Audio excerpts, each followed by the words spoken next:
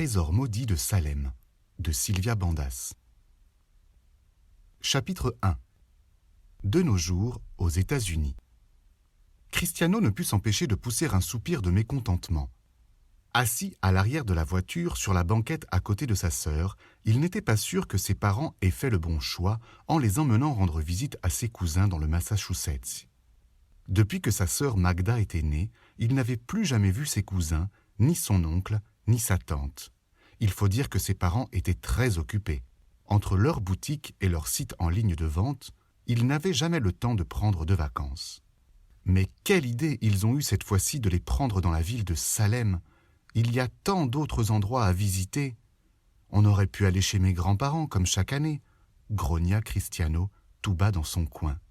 Mais non, comme d'habitude, il ne pense qu'à eux.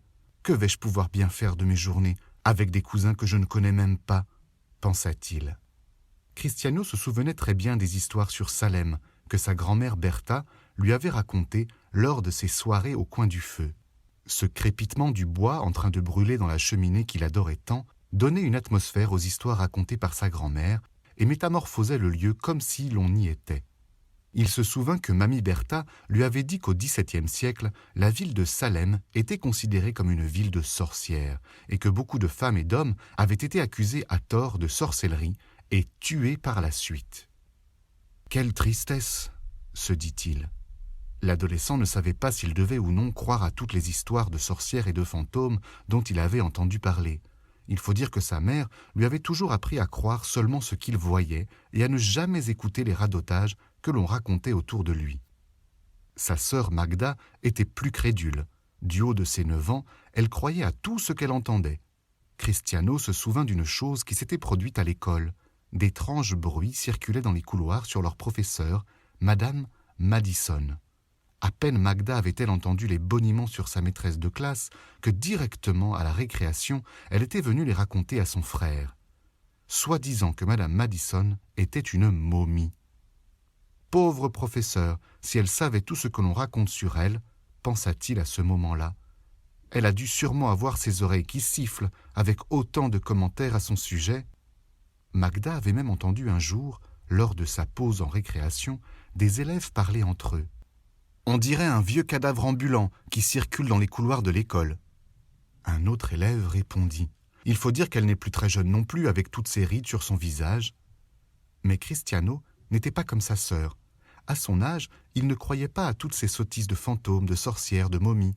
Il avait presque 13 ans.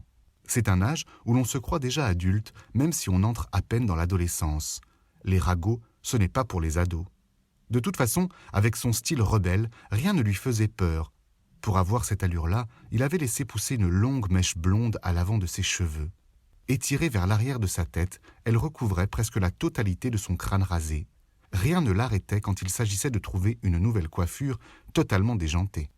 Affalé sur la banquette de la voiture, il visionnait des vidéos sur les réseaux sociaux, tandis que sa sœur était plongée dans la lecture de son livre de sorcière qu'elle venait tout juste d'acheter pour l'occasion. Soudain, Magda poussa un cri. « Ah, Cristiano !» Il sursauta et la regarda avec un visage exaspéré. « Oh, tu m'as fait peur. Pourquoi cries-tu ainsi ?» gronda Cristiano en colère. Le jeune adolescent vit le regard fâché de son père l'observer dans le rétroviseur de la voiture. Leur maman, Cathy, se retourna vers eux et leur demanda de faire moins de bruit pour ne pas déranger leur père qui était au volant. La douce voix que Magda savait prendre de temps en temps pour se faire bien voir de ses parents se fit entendre, ce qui agaça Cristiano. « Pardon, maman, j'étais distraite avec mon livre et j'ai parlé trop fort. »« Parler, tu veux dire crier ?» dit Cristiano à nouveau. « N'embête pas ta sœur !» ordonna son père en le fusillant du regard. « Comme si c'était ma faute !» murmura-t-il tout bas pour que son père ne puisse pas entendre.